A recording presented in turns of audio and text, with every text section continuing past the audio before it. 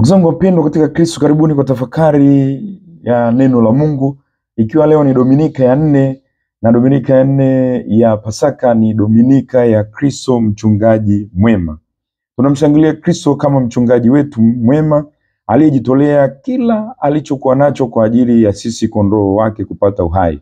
Tunaalikwa na sisi ndugu zangu kumwiga huyu mchungaji wetu, na pia tunaalikwa kuomba kupata wachungaji wema watakaoliongoza kundi la Kristo katika kweli.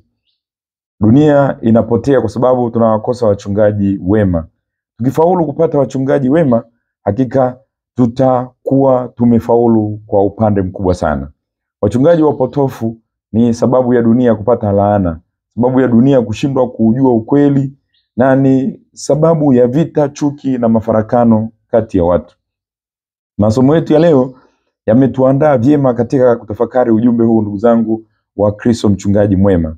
Tukianza kwa kuiangalia Zaburi yetu ya wimbo wa katikati kutoka katika Zaburi ya 100, inasema sisi ni kondoo wa malisho yake. Sisi ni kondoo wa malisho yake. Hii ni Zaburi inayowaalika wote waje kwa Bwana kumsifu na kuwa kondoo wake. Kwa kuwa Bwana ndiye mfalme na muumbaji wa kila kitu, nasi ni kondoo wa malisho yake.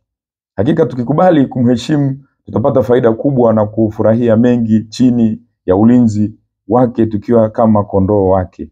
Zaburi hii iliimbwa na wana wa Israeli, hasa wale waliokuwa wanakaa nje ya Yerusalemu.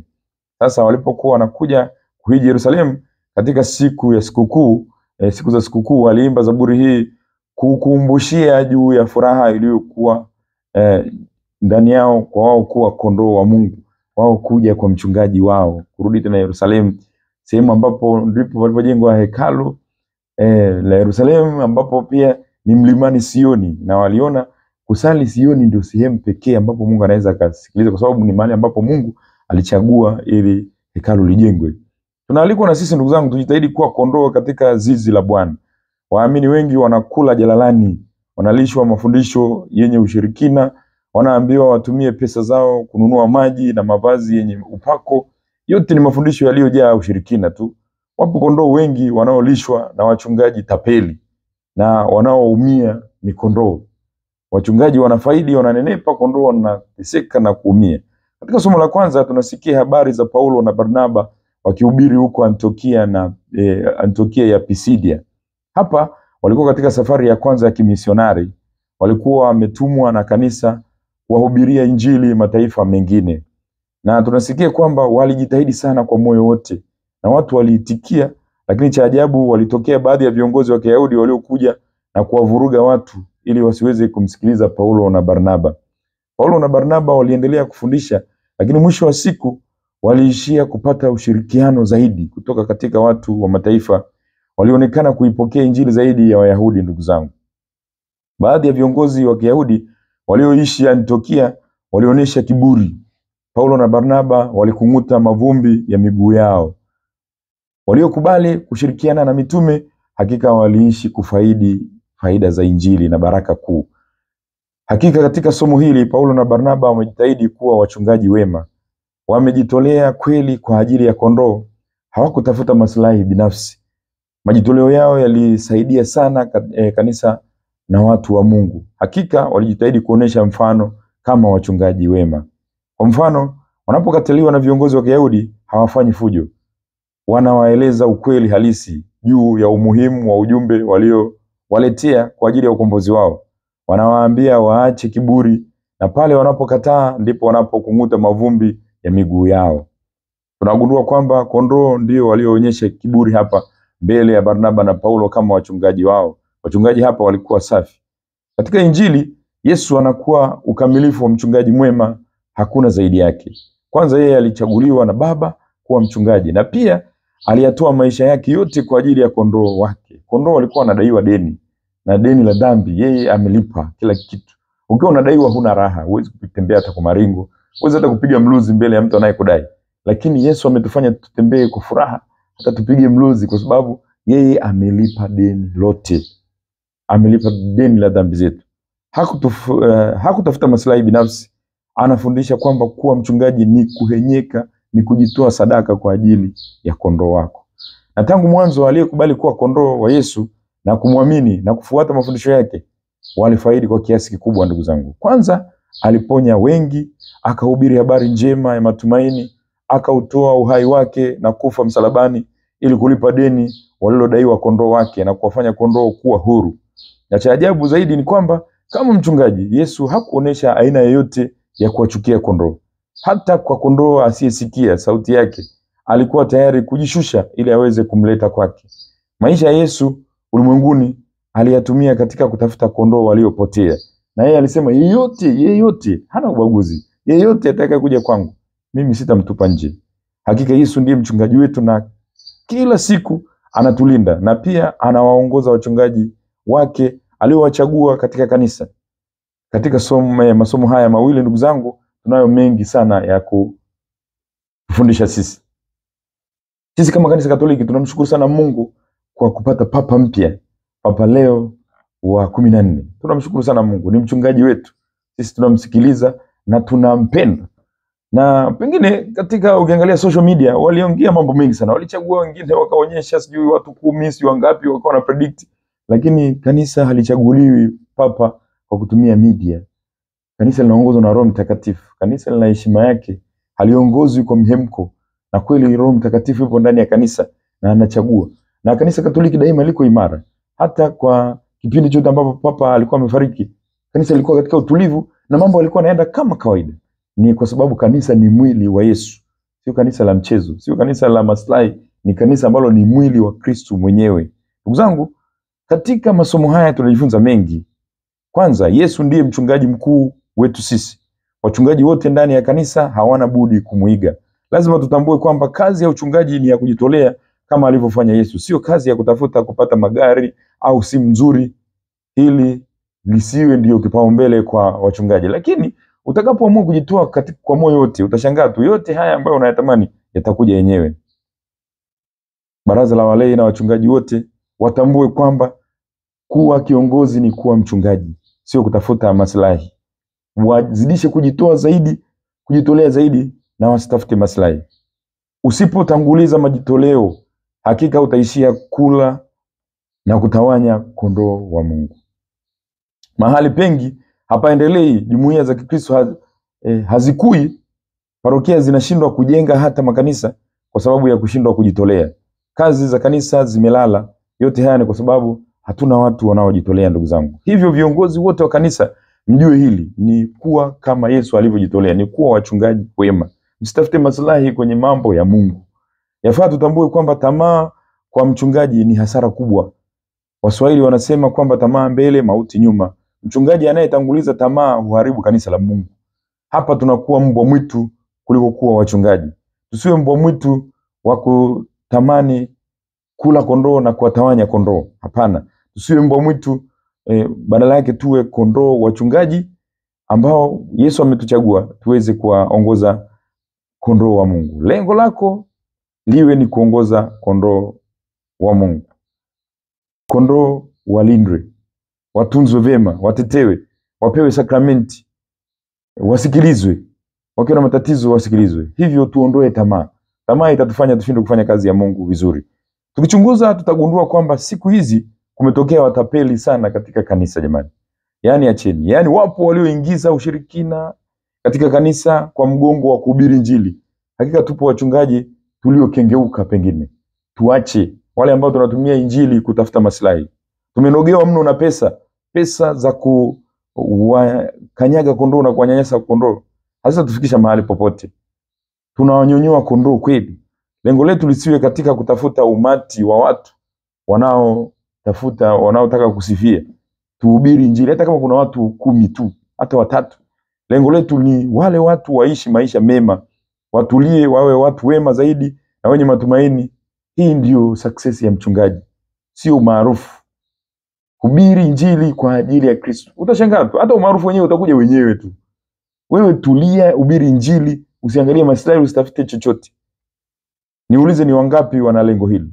Wengi wetu tunafikiri kuwa wafuasi ndio uchungaji mzuri. Yaweza kuwa kwamba una wafuasi wengi, lakini ukakuta kwamba wote ulionao ni waganga wa kienyeji. Ni washirikina tu wote, ni watu wenye kuamini ushirikina. Sasa hapa umejivunia nini? Kuna kitu gani? Lazima ndugu zangu tuwe practical. Kingine tunachogundua ni kwamba kweli wapo kondoo wanaoteseka na shida mbalimbali. Wamekata tamaa. Ukiwaambia hata wale jalalani wanakula tu kwa sababu wanakuamini. Wanateseka mno. Mtu yote anayeumwa, ukimwambia chukua hii, hata pengine kama umechukua tu udongo mweusi unampa tu, kula hii ni dawa, hata amini tu kwa sababu ana mateso. Sasa kama wachungaji hatupaswi kutumia shida zao kujifaidisha sisi, kuwaambia labda walete mali zao zote au kuwapatia masharti ambayo yatawafanya waishi kama vichaa hivi. Jamani, yafaa tusafiri nao tukiwa tunawaganga, tuwasaidie. Sio tunaambia tunawanyonyoa, tunachukua mali zao kwa kisingizio kwamba toa hii, fanya hivi, toa sadaka hii, fanya hivi. Kumbe una lengo tu la kuwadhulumu tu. Shida nyingine kubwa tunayokumbana nayo ni ya kondoo wenyewe ambao ni kondoo wenye kiburi. Wasiotaka kufuata mchungaji. Wapo kondoo wanaojiona kuwa na elimu kubwa, wengine wanajiona wameshakuwa na roho wa Mungu, wako juu.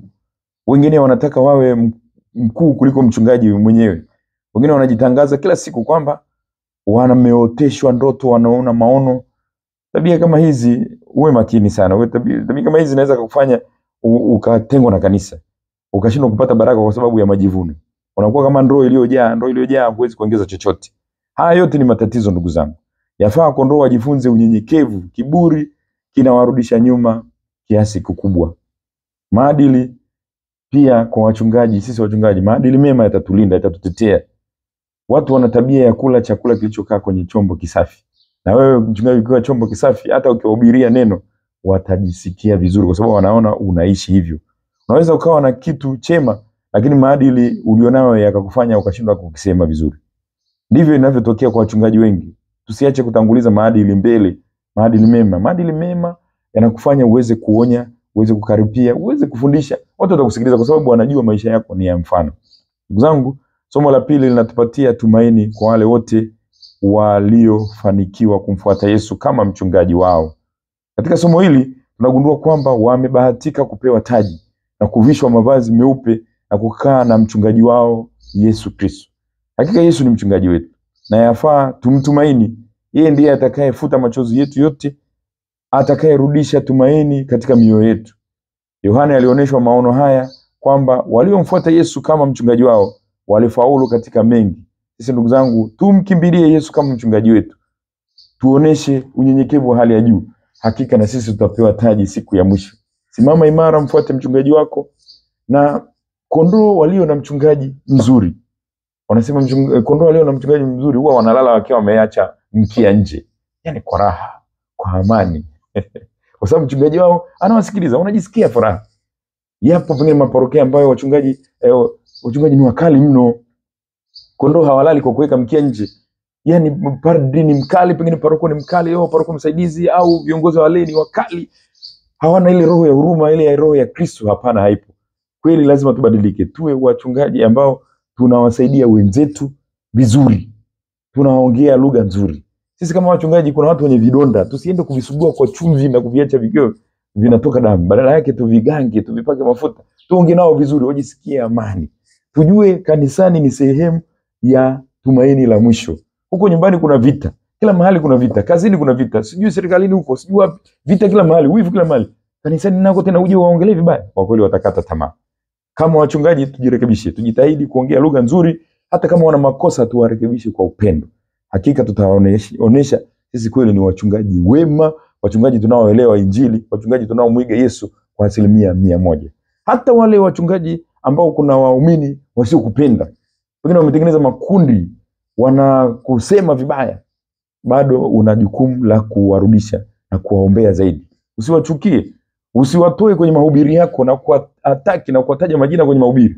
Hapana, hapo utafanya vibaya.